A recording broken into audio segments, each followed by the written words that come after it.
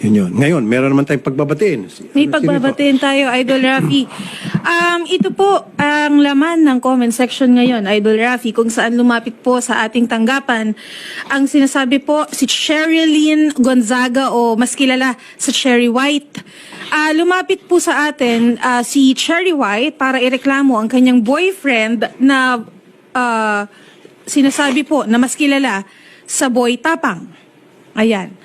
Okay, malaman po natin, Idol Rafi, dahil may mga kani-kanila silang sinasabi laban sa isa't isa. May mga version sila. May mga version po sila. Mas maganda po na marinig din po natin mismo sa kanila. So parang vlogger to. Parehas vlogger po. At nag-aaway sila. Opo. Magkasintahan, mag-aasawa.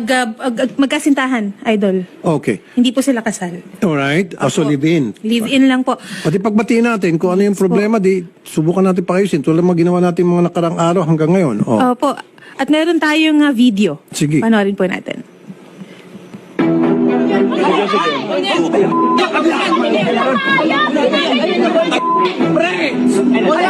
Yan po si Boy Tapa. May security guard doon na umawat. Buhayin mo yung sarili mo! Huwag kami mga Bisaya! Alam kong mahina ka! Alam kong mahina ka! Tarang... Hoy! Oh! Okay. Tapos na? Sige, nandito ngayon si Ma'am Cherry White. And then mamaya, subukan natin tawagan si Boy Tapang. Ang ating purpose dito, ay para mapag-ayos sila. Tulad ng nangyari kaninang kaso bago nito. Ayun. Taas mo muna.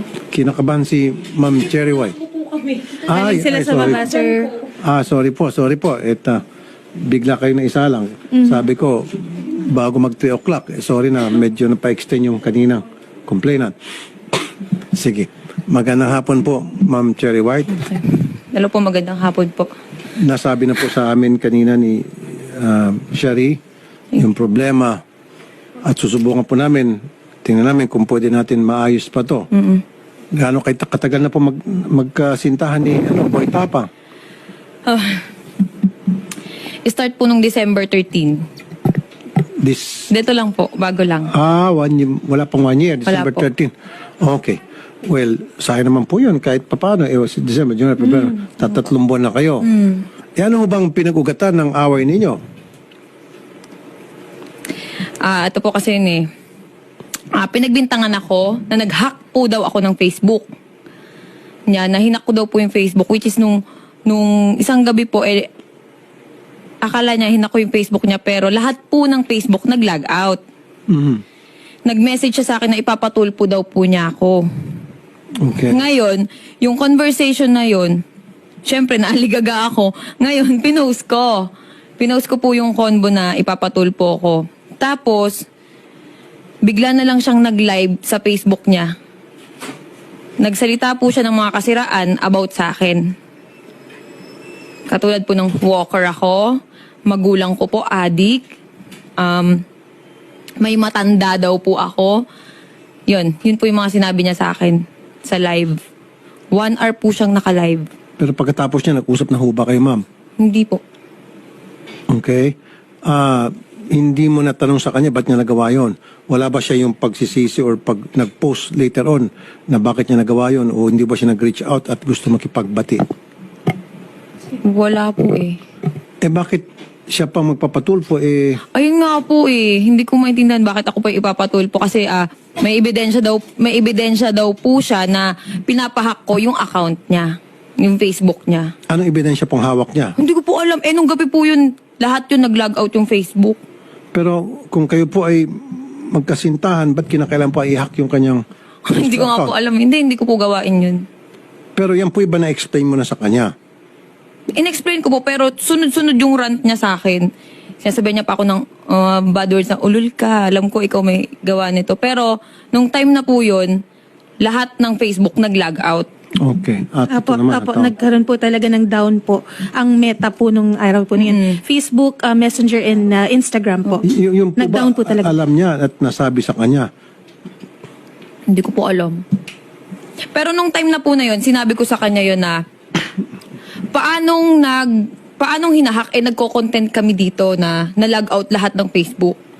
Sabi niya, ulul ka, ikaw lang gagawa nito, alam ko yung ginagawa mo. Pero ano motibo para gawin niyo sa kanya? Hindi niyo ba naipaliwanag sa kanya na ba't ko gagawin yun? Ba't kita i-hack? Sir, puro bad words po yung sinabi niya. Ako, kalmado lang. Sabi ko, hindi ko gagawin yan. Nandito po yung conversation sa akin. Pero sa palagay niyo po, bakit niya naisip yun?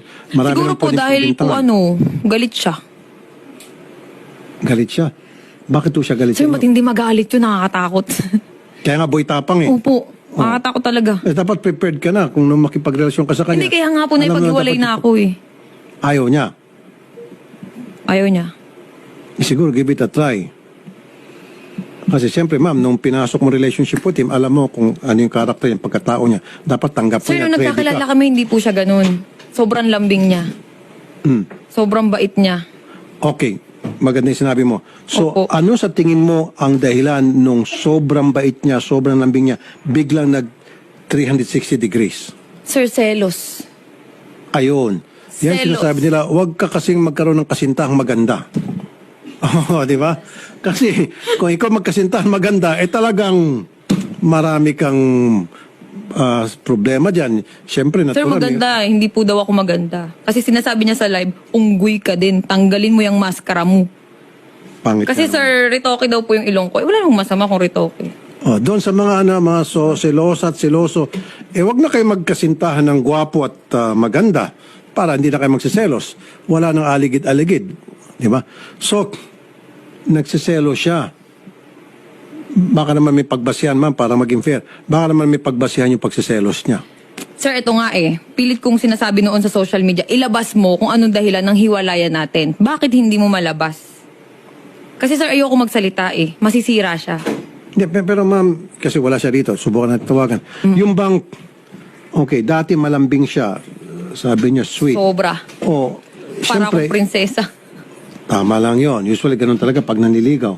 Pag tumagal-tagal na, hindi naman lahat, medyo pa yung pagbabago.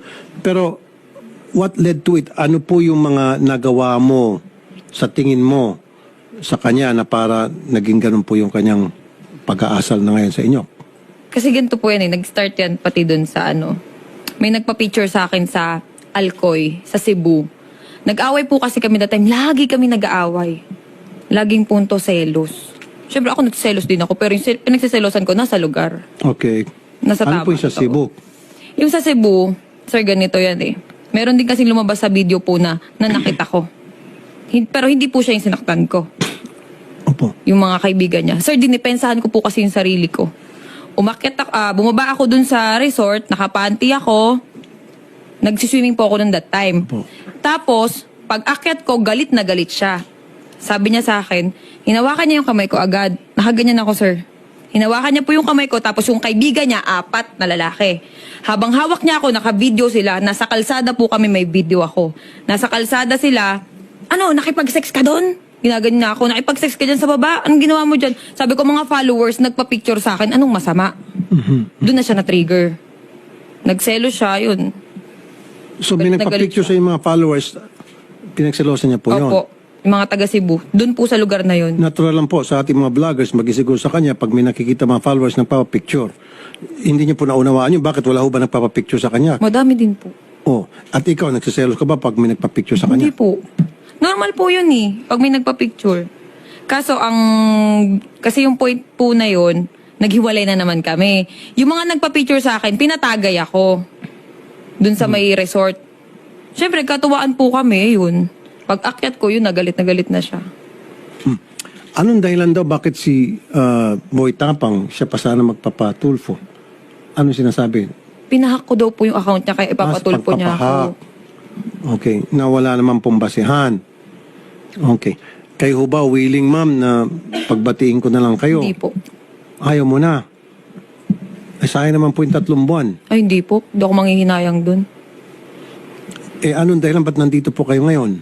Gusto ko po kasi sabihin sa kanya na kasi sa social media po tinitira na yung yung mental health ko talaga.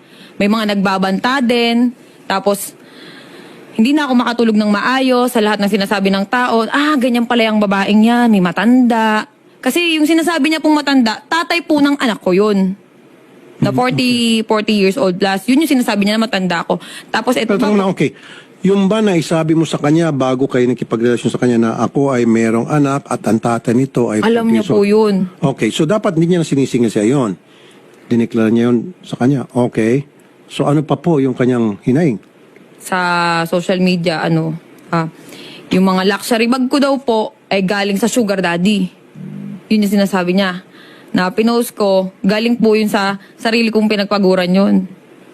Yun yung ko kasi may mga nagko-comment sa akin, uy, ang bag mo galing naman siya sa sugar daddy mo. Siyempre, nasasaktan ako, sir. Yung mga ganun na, nadadamay din po yung anak ko sa mga comment.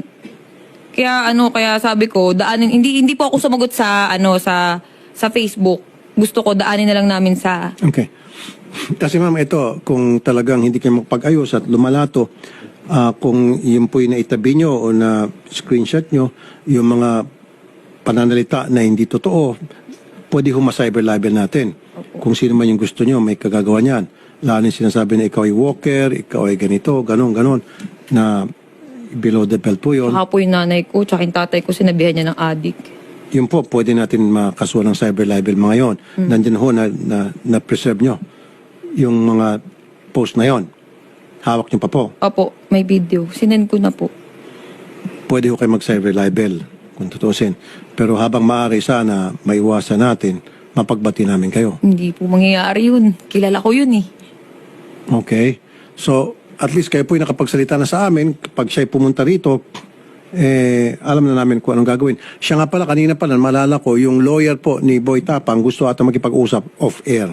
So, willing ho ba kayo pagkatapos nito, pag-usapin naman kayo off-air? Sige po. Meron atang gusto sabihin yung lawyer. Siyempre, yung lawyer siguro, alam niya na pwede ka mag-cyber libel doon sa mga sinasabi mo. Pero ikaw ba walang sinasabing masasama kay Boy Tapang? Nagmura po ako kasi away namin yun eh.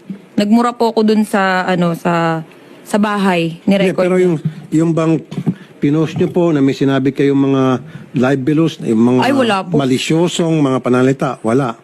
Walang cyber libel. Kasi sa inyo. alam ko po yung mangyayari. Kaya hindi po ako sumagot. Pero yung mga tao pong nagsalita ng mga hindi maganda laban sa inyo, paninilampuri, yun po, pwede tayo mag-cyber libel. Tutulong po kami. Okay? Sige po. Si Boy Tapang daw, mamaya na lang daw magsalita.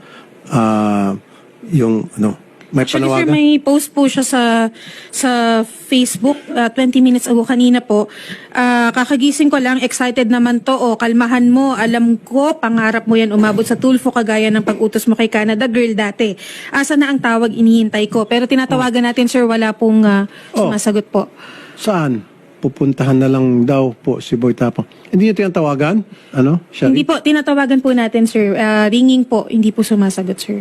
Pero Yung mga nakausap staff natin po kanina yung lawyer, di ba? Opo, hindi po sumasagot. Tas kanina, ngayon po, cannot be reached na po. Yung number po na ibinigay po ni Ma'am Kasi Cherry nga, White. ayaw nga nila ng on-air.